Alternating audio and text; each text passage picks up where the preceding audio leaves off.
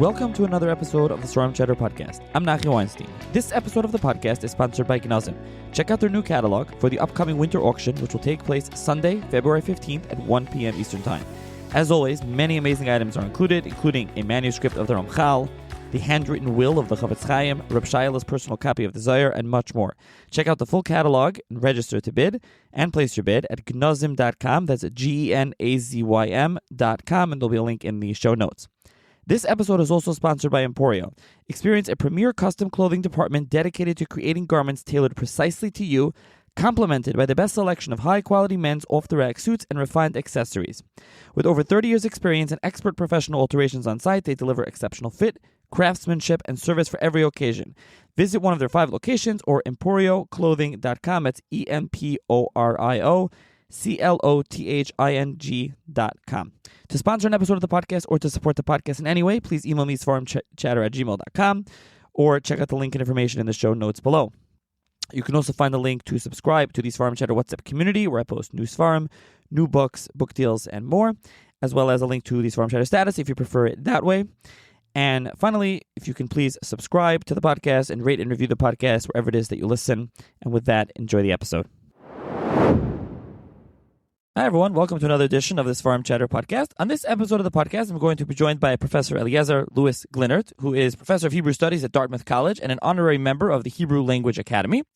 And we'll be discussing his brand new book, which is titled Unlocking Leshon Hakodesh, a guide to the Hebrew language, which is published by Mosaic Press. I should also mention that his prior book, The Story of Hebrew, was actually nominated for a Pulitzer Prize, and that was published by Princeton University Press, I believe. So most of his books published by academic presses. This one is actually published by Mosaic Press, a frum press, so to speak. So thank you, Professor Glinert, for joining me.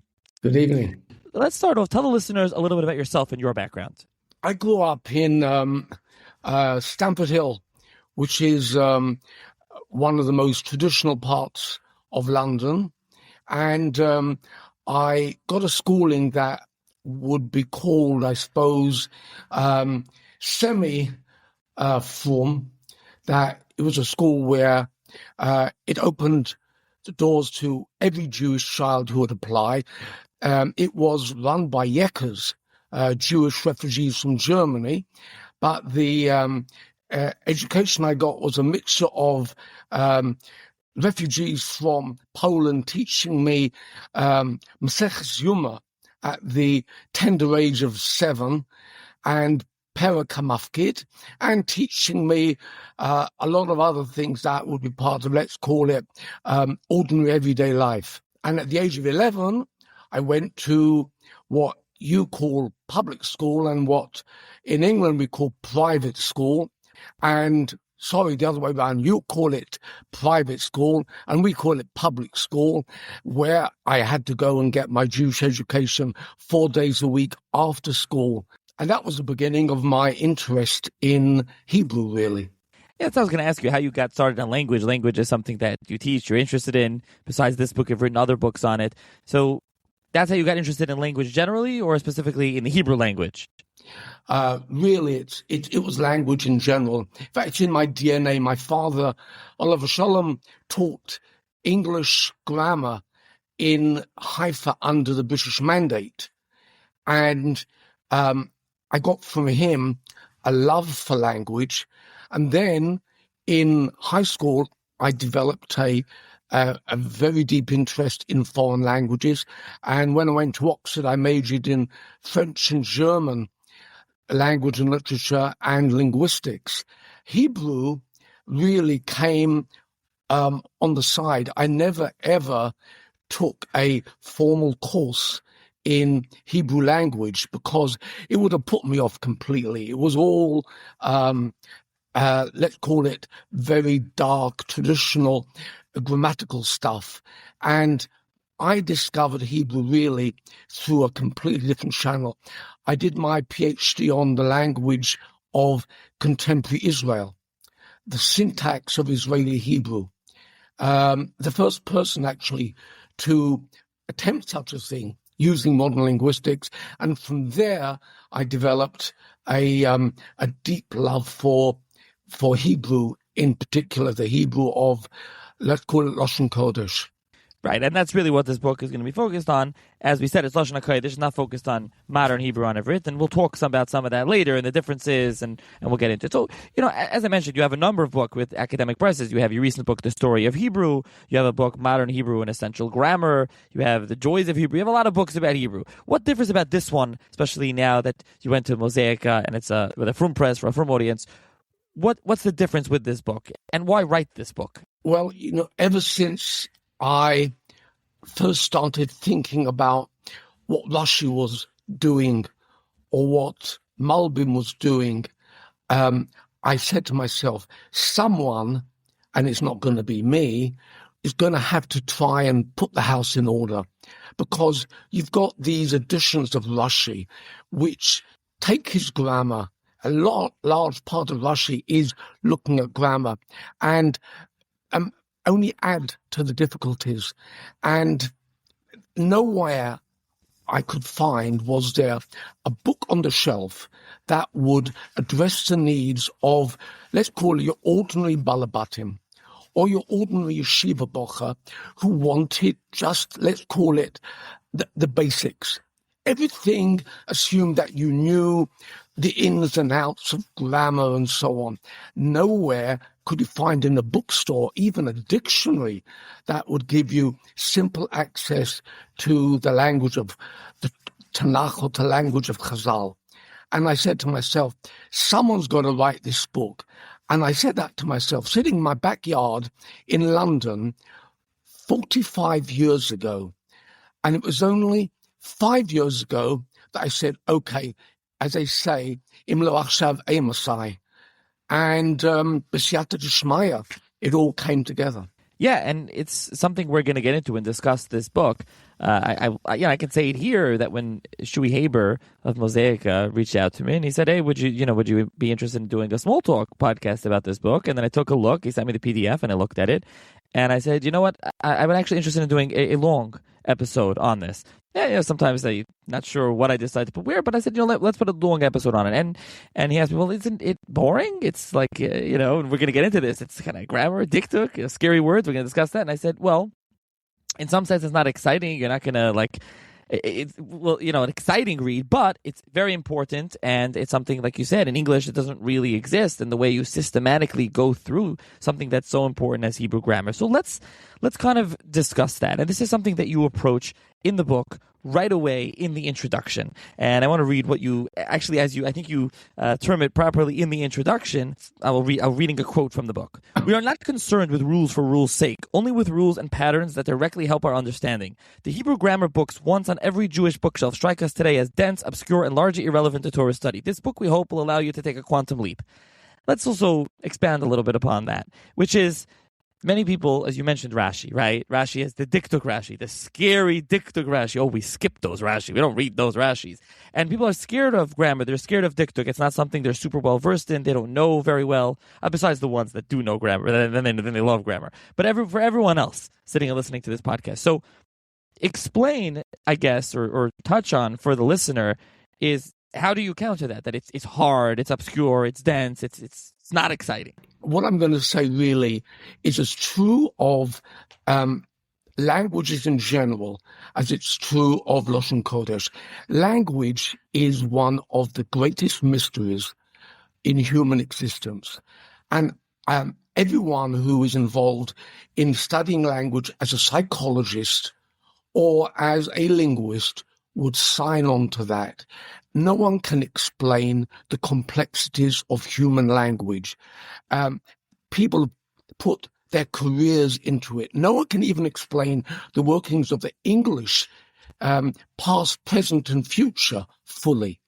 And when you jump from that to Leshon Kodesh in our world, and we say, well, language is really something from Olam HaRuchnius, we're really touching on another aspect of the same thing.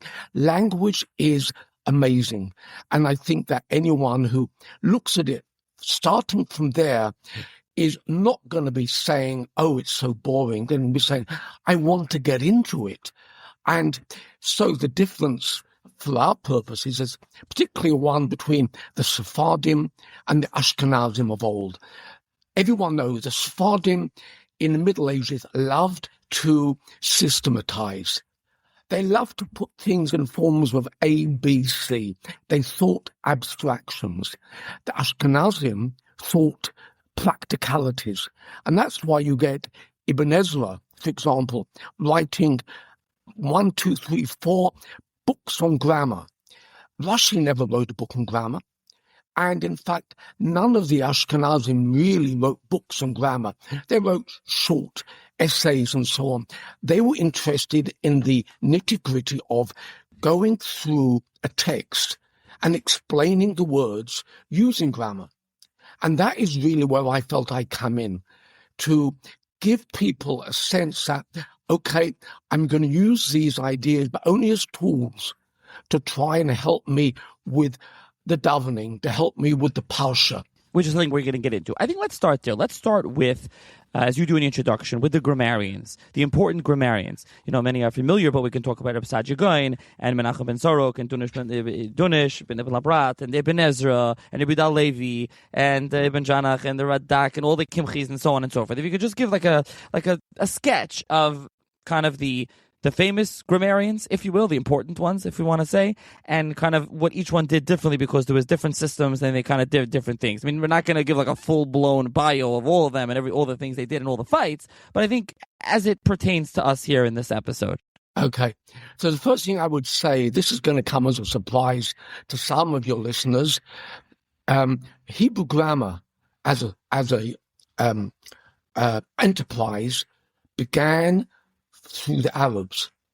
Like so many other aspects of Jewish culture and thought, they took their cue from the Arabs.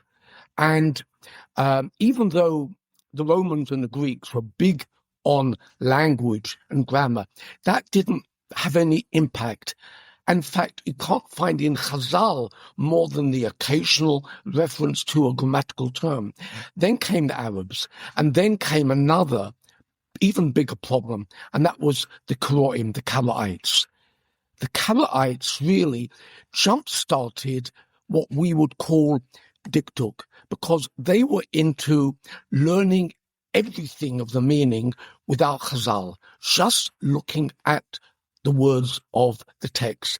And it was Rav Saadia Gaon who put on his suit of armor and rode out to challenge him. He was the beginning of what we would call the study of Hebrew grammar.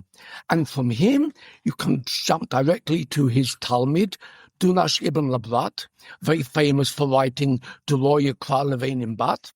And from him, you can jump directly to Ibn Ezra, and you have a whole galaxy of Sephardi grammarians and trying to do what we would call grammar or morphology, the inflections of the word. Meanwhile, in the, let's call it, northern part of the Jewish world, they knew none of this. Rashi knew of Rav Saadia Gaon for his perush on Sefer Yetzirah. He did not know him as a linguist. And Rashi was before Ibn Ezra, and there was the great Yonah ibn Shanach, who wrote in Spain the first full-scale grammar of Hebrew. And when he wrote it, he put in his introduction, I dare say a lot of people are going to tell me that I am wasting their time because they should only be studying Shas. So that was the beginning. But then you got completely separate and unconditioned by this, Rashi. And Rashi was, like in so many other things, a total pioneer. And he created what we would call the practical science of dikduk and syntax and the study of meaning. And from there, it goes on until it all comes together with Radak, of David Kimchi, who wrote his famous grammar Michlol in Hebrew, which meant that they were able to study it, even though they didn't know any Arabic, in other parts of the Jewish world. And from there, you can jump to someone called Elia Levitas or Elia Bochor in Italy in the 16th century, and then you can jump right up to our day.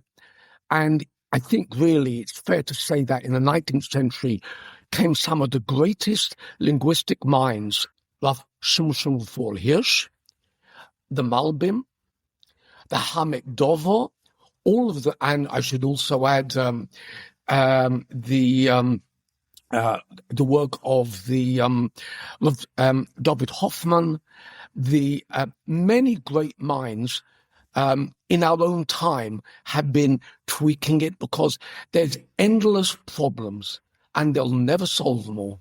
Yeah, we have, you also could mention Zalman Heno and Rabbi Yaakov Emden and the Maskilim with Naftali Hertz Wesley and others as well that are also very interested in this. So there's so many to mention. I want to pick up on one thing that you mentioned there also for the listeners to define, is we say the word diktuk, which I believe comes from Menachem, from Dunish, right? From Dunish. It comes from Dunish, not Menachem. It's contemporary. Oh. So when we say diktuk, grammar, and then you mention syntax and meaning, and we have Sharashim, explain to the listener what each of these words mean in relation to each other, because they probably heard a lot of these words together in the same soup, and they're like, what's going on? What am I hearing? So I'm going to pretend I'm a Sephardi, and I'm going to give you a very systematic, in one sentence, the main areas of language.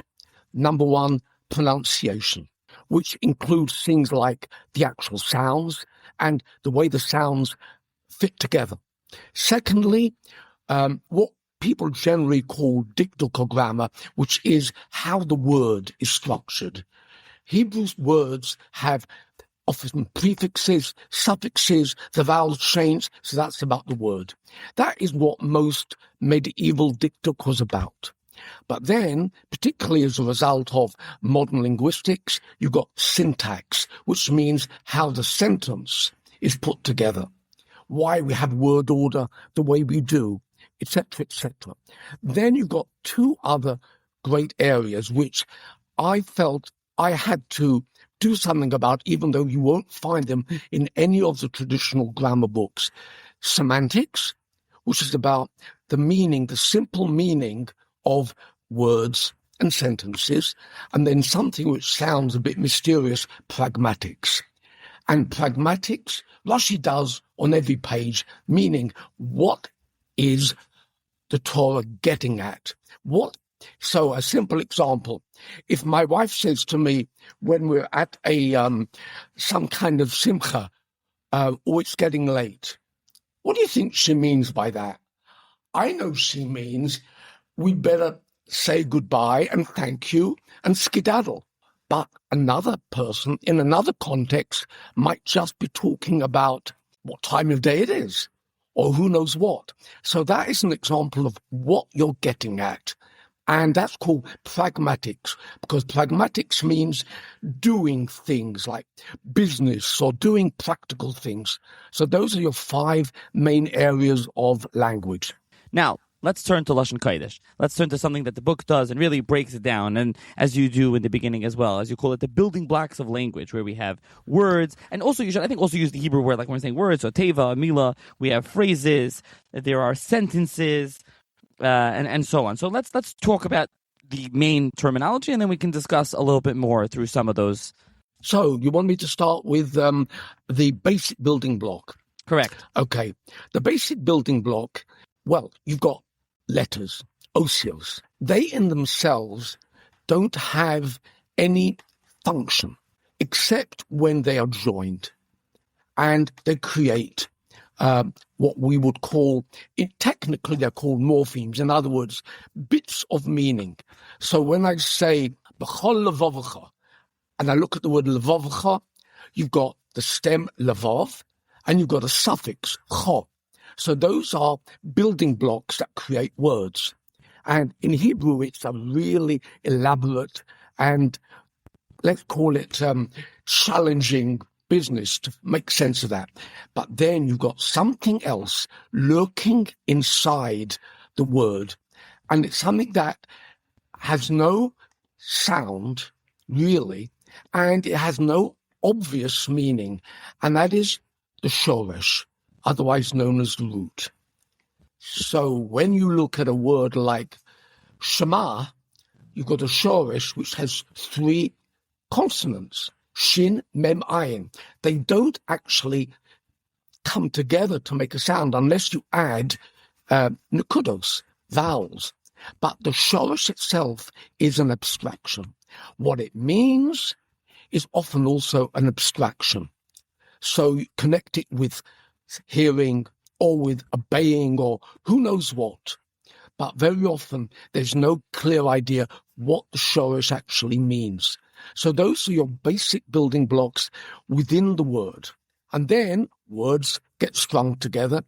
And so you can say, b'chol levavcha, and you've got a phrase. And then you can look a bit beyond that, and you've got a sentence. And beyond that, you've got strings of sentences and paragraphs. And Rashi spends quite a bit of his time trying to string it all together. Important to mention on Shirashim, I think we should mention it here already, that the classical grammarians were of the opinion that there were 3-letter Shirashim, no 2-letter Shirashim, correct? Well, people can really get bent out of shape over this.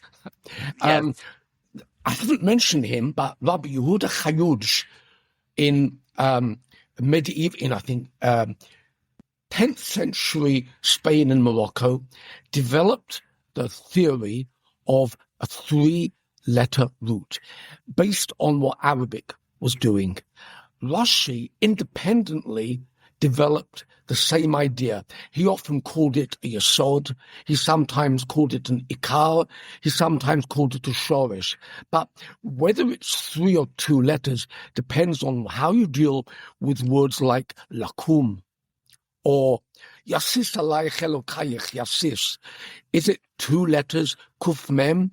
Is the middle vav in kum a root letter? Or is it actually a vowel? So they were tearing each other's eyes out about this in 11th century Spain already. So I've got some theories about it, but I'm not going to bore your listeners with them. And as it is, we should, keep interjecting. So some people listening are probably, this is so boring anyways. But it's not. It's very important. All these differences and all these points are important because when you're reading a pasuk, I don't know if you have any examples you want to throw out, there, one difference in how you read it or how it goes, it changes the pshat in the pasuk. Oh, yeah. Well, Rashi, now I'm not sure when this is going to go out, but our last parsha was Shemos. And Rashi has a real feeding frenzy on the word moshisihu, ki min hamayim moshisihu.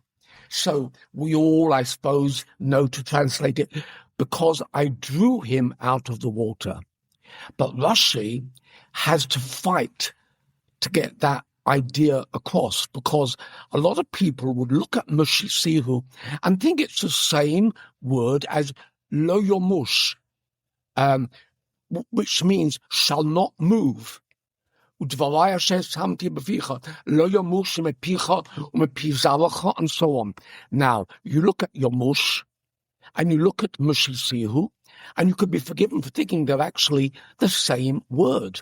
So Rashi explains that Mushisihu is the shoresh mem shin hey. Now, there's no hey there. It's Mushi with mem shin yud. So he goes into that, and he says it's nothing at all to do with Yomush. So obviously in his time, people thought it was. So that's one example of thousands where he has to go and like clean things up for us.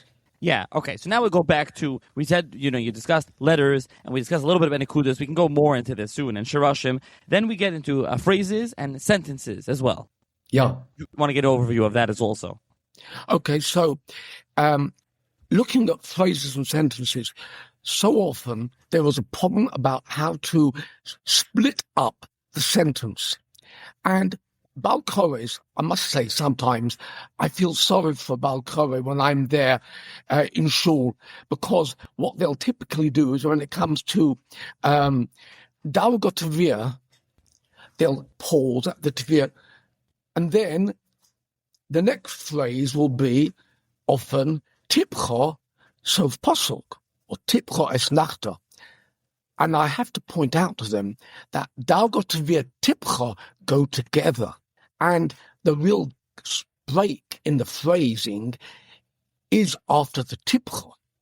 Now, this is one example where it can have a really destructive effect on the meaning. I mean, just in the Shema, when it says, "Lahavos Hashem Elokecha u'le'ovdo b'chol levavchem u'b'chol nafshem," I challenge your audience to tell me, where is there a pause in those words, "U'le'ovdo b'chol levavchem u'b'chol nafshem"? Is it after u'le'ovdo?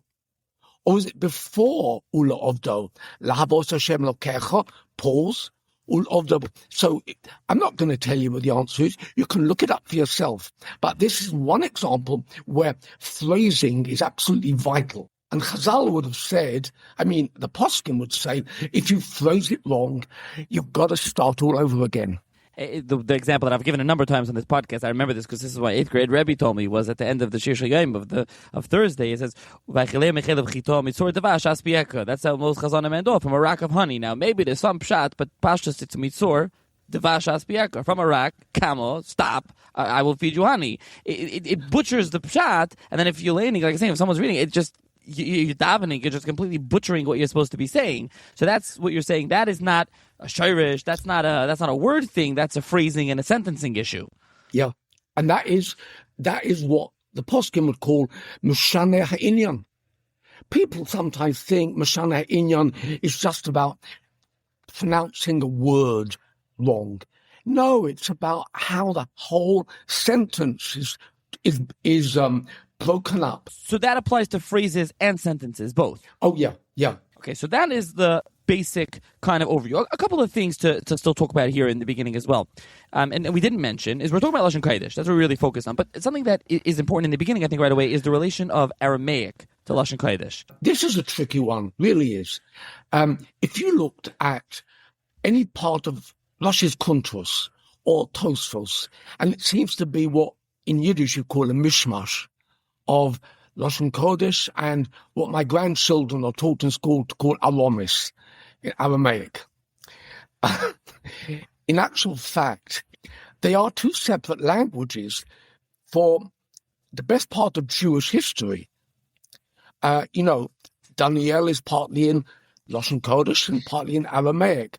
And Aramaic was brought in from Golos, and then they became a distinctively Jewish Aramaic, but they were two separate languages. And they're no closer, really, than, I think, English and German.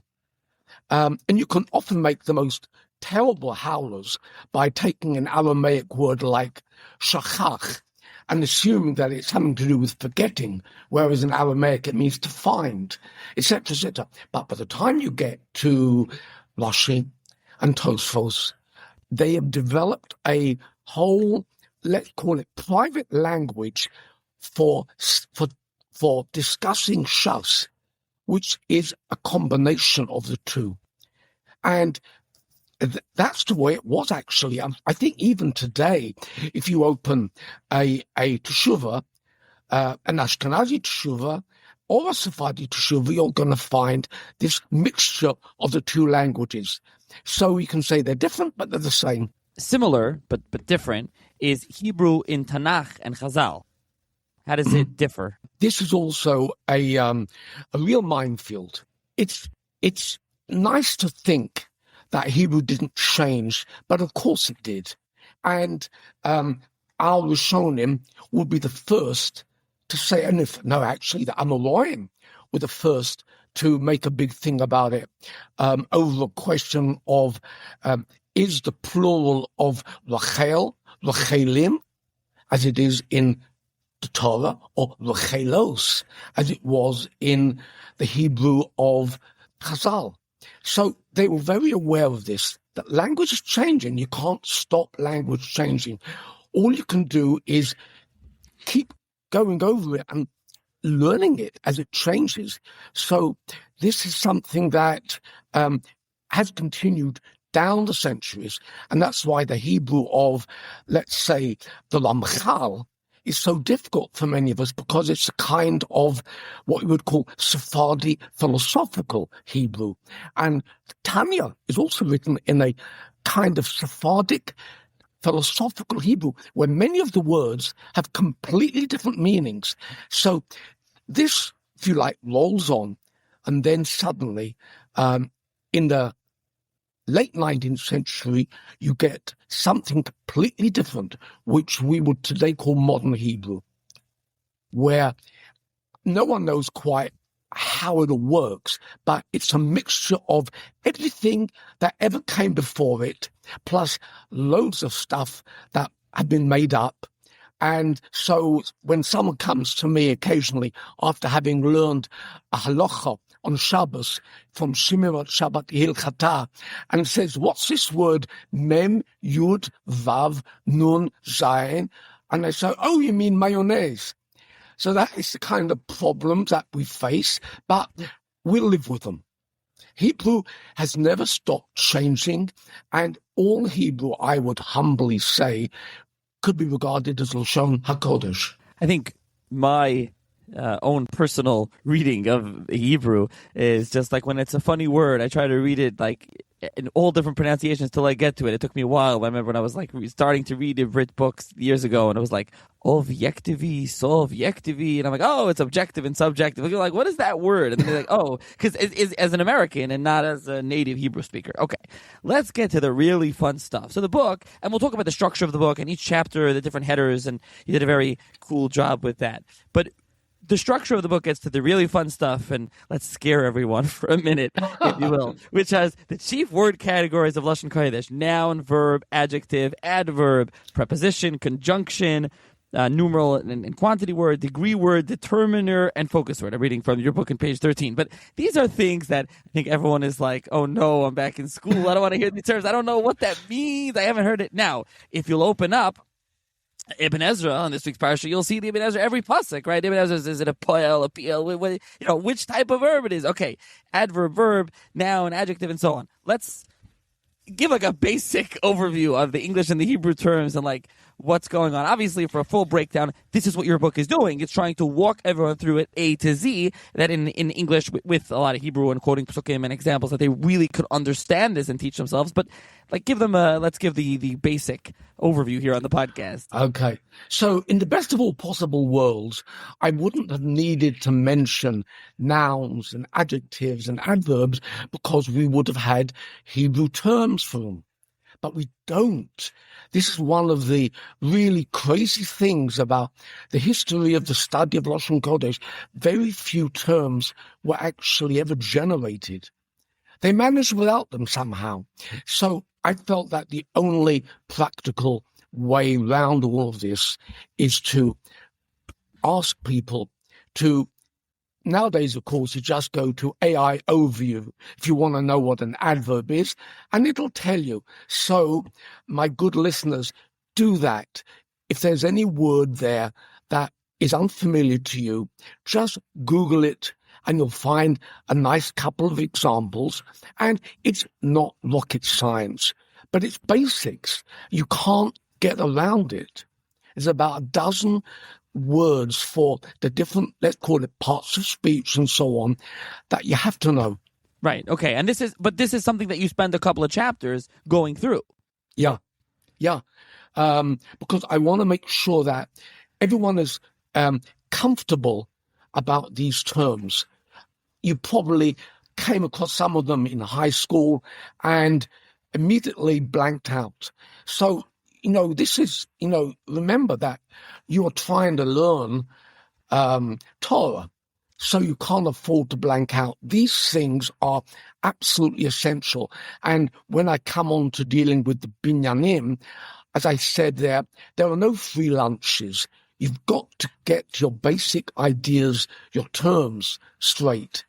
So you'll have one hard night tossing and turning about adverbs and quantifiers and so on, but I can guarantee you that you'll soon feel very comfortable with them. Well, let's discuss verbs, I think, because it's so important. Like I said, you read Ibn Ezra, it's on every page, I think, a word. So a verb is a po'al. Let's discuss what a verb is and adverb and such other things. And if you have an example of that. Okay. So in school, you're often told, at least I was told, a verb is a doing word. So that is, if you like, a working definition. In actual fact, you find that in languages in general, there isn't a one-to-one correspondence between what words look like and what words actually do. So let me give you a simple example. In English, good is an adjective. There's no verb. You can't good anything. Okay, that's a good one. Good is an adjective. In Hebrew, the Hebrew for good is tov. Everyone knows that. Question, is that an adjective or is it a verb or is it both? You probably wouldn't imagine that it's a verb. Okay, ma tovu ohalecha Yaakov. Tovu had the shape of a verb, like holchu, yod'u. So how come it had the shape of a verb? Because this is part of the mystery of Hebrew. Many words for states of affairs were seen as if they were verbs. And another beautiful example, Morabu Ma'asecha Hashem. How we have to translate it. How many are your deeds, Hashem? Rabu is a verb. So the basic fact is that we've got to look at the word in terms of its shape, but we've also got to ask what the word means, and we'll find that there is never a one-to-one correspondence between the way it works in English and the way it works in Hebrew. But again, no need to lose any sleep over that. That's part of the beauty of Hebrew. Related to this is tenses. Future tenses, past tenses, present tense. Oh, right.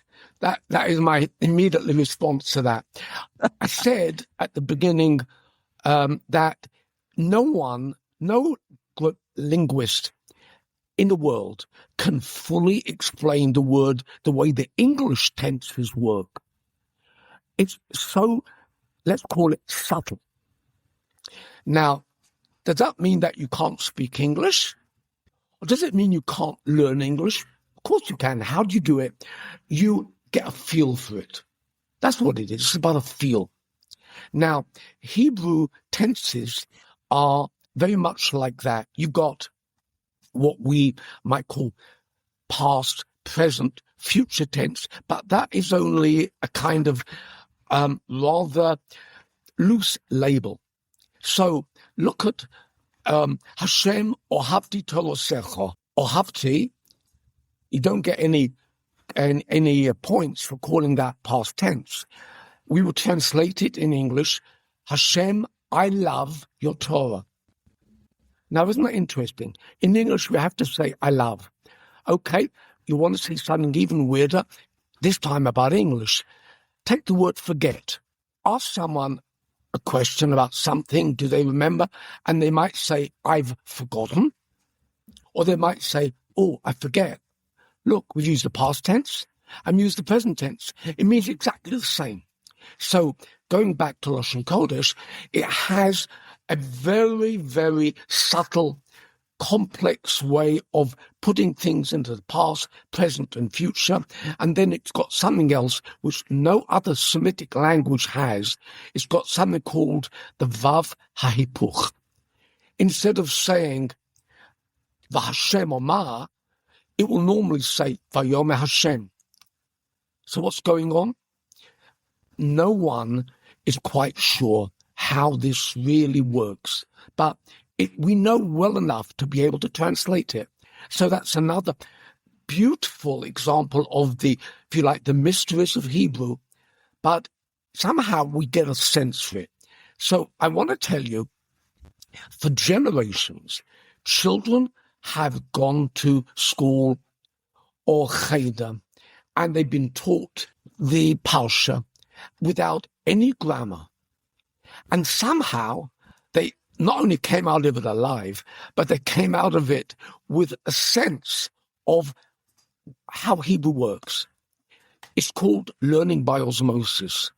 So in our present day educational system, that's how kids are taught. In American and British schools, they don't teach them grammar anymore.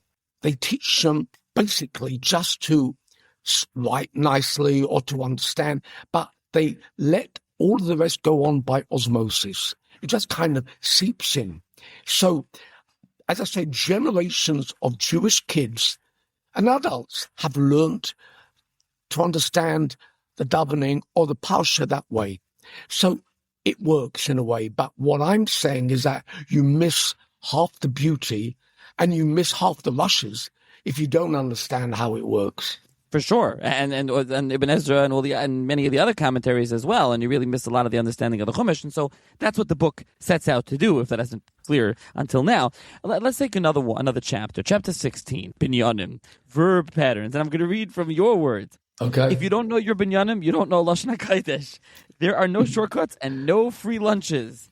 But you say, but there are some profoundly mistaken beliefs about the Binyanim, which this chapter will also try to clear up. So before I turn it over to you, I will just say I think this might be an time to give an example of like how a chapter works in this book. Then you'll have a header, the basic facts, and you'll break it down for a page or 2 pages, and there's some helpful little graphic. There are some boxes throughout as well where you kind of arrange different things and explain a kal and a nifal, a hifil, a hufal, a pial, a pual, a ispal. Don't worry, we're not going to go into all of that. You want to learn about that? Buy the book, read the book. It has it all there. It's written, it's broken down very easily and nicely. I myself, not a big grammarian, and sometimes you read some of this and you're like, well, I don't know what's going on. But here in this book, I think it's broken down very nicely in a nice, easy English. You can understand it. The next part of it, a little help with the terminology, and then you break down active and passive, transitive and intransitive, reflexive, and so on. And then there's another part of the chapter, which is how it all works. And then you have a short profile of each binyan, form and function. It's a binyan kal as a header, then you break it down. You have form, familiar examples. You have a test yourself with answers in the back of the book, which is very nice, like the gray box, the classical gray box. And then you have a question part, follow, a did you know? And then and you do this through all the different ones. So it's really, everything's kind of broken up into little bite sizes that you can really walk your way through it nice and easily. So between you or Mosaic or the two of you together, the editor, I think did a very nice job of really breaking this down. It's not just reading these lengthy chapters on grammar and going, I don't know what's going on with this. I'm trying to understand Leshon Hakodesh, but I don't understand. Now, but you started off saying in this chapter there are no free lunches. You don't know Leshon Hakodesh without a verb pattern, without binyanim. Why is that? Let me take a simple example. Let's take the root, the shoresh, base, resh, chaf. And of course, you'll immediately think of bracha. And you'll think of Baruch Hu es Hashem hamavoloch. But will you also be thinking maybe of Vayavrech es hagmalim, where Eliezer, I think it was Eliezer, had the camels kneel down, right? And think also of V'nivluchu b'cho kol mishpachos to Adamo. And then think of in Kabbalah Shabbos, we say, am I forgetting the exact words? L'chunalanu l'Hashem, Navil Suyashenu, Nekadmo Sodov, Ponot Basodov, V'mizmios Meolo, and then you get V'nivlucho. Now, that means to kneel. Now, is there any connection between bracha or Baruch Hu and kneeling? Well, that is a big question. But you've got the word, the root, in the piel, like Baruch Hu. You've got it in the nifal, v'nivchu b'chol kol mishpachos odamo, which Rashi says, the families of the earth will bless one another. That's in the nifal. Bless one another.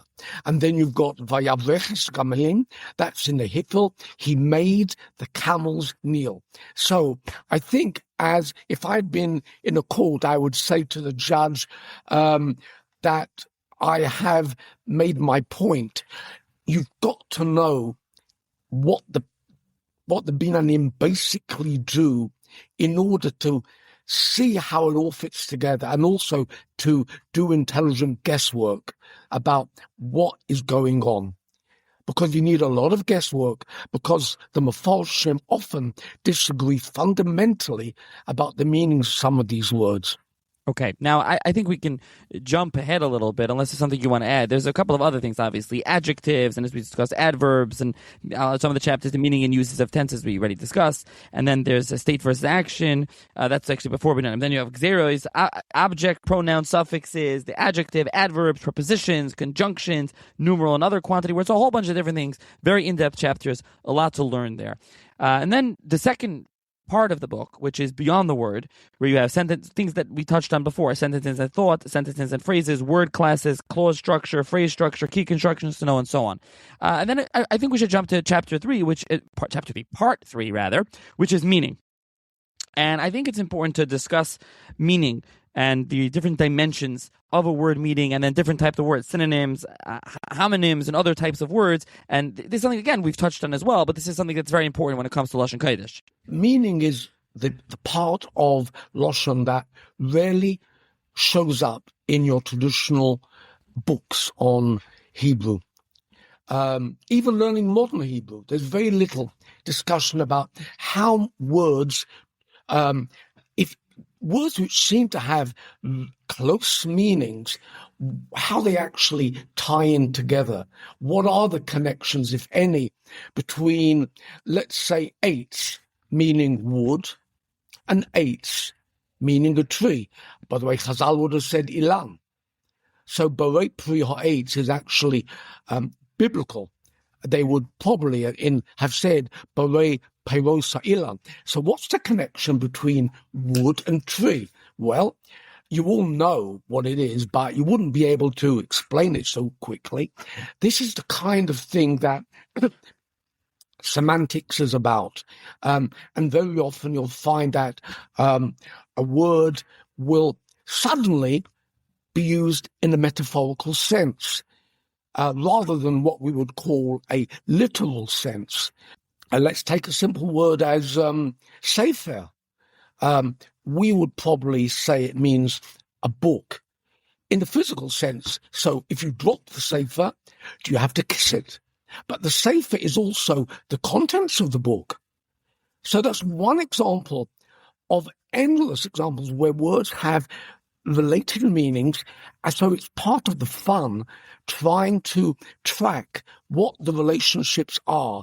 And very often Rashi seems to spend, I find it a bit puzzling, he'll spend a little while telling you when it says Vayikaches haLevim. So we all know what it means if you'd say take the Levim. So Rashi says Kachem bidvorim. In other words, don't physically grab them, but speak to them. So that's a good example of what we call a metonym. In other words, the words which are associated. And so this is a whole huge area of language which is worth thinking about. That's all I'm asking you to do. And by the way, in my book, I say this is not meant only to be read from beginning to end. I should be so lucky. But it's also meant for you to dip into. Whatever you like, just dip into it, and you'll find psukim that are familiar to you, but you've never thought about. Yeah, it's something you can pick up if you have just a little bit that you want to just to pick up, like you say, just to dip in and take a glance at it.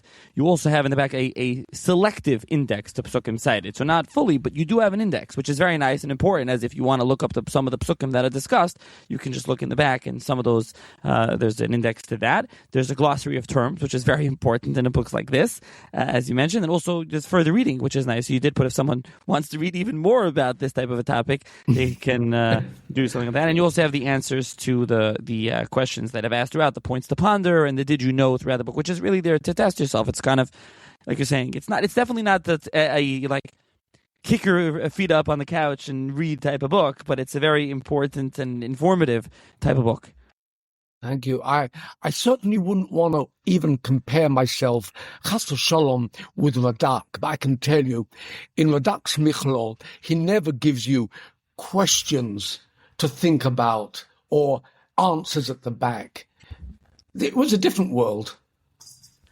Absolutely. You're trying to write for the modern day here in the 21st century. And what was the process of writing this book like? You've written a couple of academic books. This book is written for a different audience, I imagine. So how did that process differ for you? Oh, that was a real issue.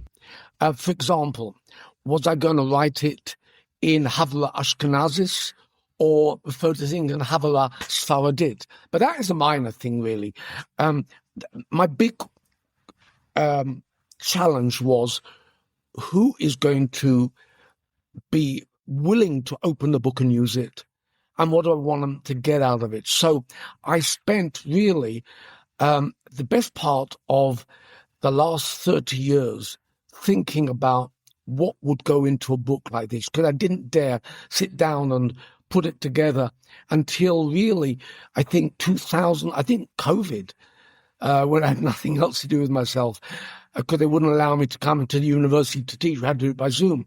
So, but in other words, for the best part of 30 years, I was gathering material. Whenever I found a Rashi or a Gemara or something, or even a piece of Mishnah Brura or Aruch HaShulchan that revolved around a matter of language, I would write it down. I had a huge card index, and I never ever thought that I would put it all together. But, miracles happen. What's the most important part for someone to start at? Someone that's not well-versed in Leshon Hakodesh and in TikTok and these type of things that we've been discussing in this episode. Where should they start in your book and in general with the world of Leshon Hakodesh and Hebrew TikTok? Yeah. I suggest they start by looking at Rashi. I keep coming back to Rashi because he was the linguistic genius of our times. And I say of our times because we look at him every day. If you look at the first Rashi, the Rashi on the word Bereshis, he goes into, first of all, drush about why did God bother to tell us all this so that we could say to the world, Eretz Yisrael is ours. And then at the very end, almost like a footnote, he said, and if you want, I'll actually read the words. I kept opening. For in Bosso, it's about 7 lines down in my Art Scroll edition. For in Bosso lefarsho pshuto, but I translate pshuto not in terms of its literal meaning. For that he would say mashma, but rather its contextual meaning pshuto connected with to spread out. If you want to understand it in context, kach parshehu bereshis berias shamayim v'aretz. At the beginning of creating the heaven and earth, the world was unformed. Now, Rashi is making a point there about grammar. I won't continue with that point, but he's writing about understanding the way Hebrew works. So I would say that using the classic educational good practice, start from the concrete. Get yourself questions, whether it's Rashi or other possible meforshim you like to use. Get yourself questions, and then I would suggest humbly see if I say anything about it in Unlocking Leshon Hakodesh. Who would you say the book is meant for? It's meant above all for my grandchildren, who did actually learn some of this stuff when they were aged 11, 12, and now seem to have managed to forget most of it because they're in the middle of, I don't know, Kesubas or whatever else they're in the middle of. No, it's meant for anyone from age 9 or 10 onwards, right up till people who are doing a weekly shir on Torah or Chazal, or women who are looking at a particular inyan as well, who very often have had a better education in these things than their sons and husbands and fathers. So it's really meant for anyone, including those who are maybe not so familiar with Chumash Rashi, but know the davening. I keep coming back in the book to familiar examples. And I've not put in the book anything that the average person in our world doesn't read anymore, like Eov, or maybe Divrei Hayomim. Radak loves quoting from Eov, so does Rashi. No, none of that's there. I'm basing it on things that I think the average person might be familiar with. Eve was a very popular book at the time. It was learned by everybody. Now, like you say, nobody reads. I don't think anyone reads Eve anymore. Maybe the Sephardim do. I don't want to. They go in for Sifrei Emes. Yeah. That's right. Eve Mishlei Tehillim, for those that aren't familiar with MS. But yes, that's different. Okay, and finally, what are you trying to accomplish with this book? I would like to think that it will spread by word of mouth, that there is really something practical to be learned from it for either learning Torah Bichtav or Torah Sheba'al Peh, and that beyond that, people will get a sense of the beauty and the mystery of Leshon Hakodesh. It's a key to just the outermost chamber of this amazing phenomenon. Okay, hopefully that the book will be a helpful tool for many to try to learn more about it. I will link to the book in the show notes. It's available in local farm stores, on Amazon, Mosaica Press website, and with all Mosaica books, you can use code CHATTER, CHATTER, to get 15% off. And thank you, Professor Glinert, for joining me to discuss your new book, Unlocking Leshon Hakodesh. Thank you. And as I say in Aramaic, Lam Shatavo, Erev Tov.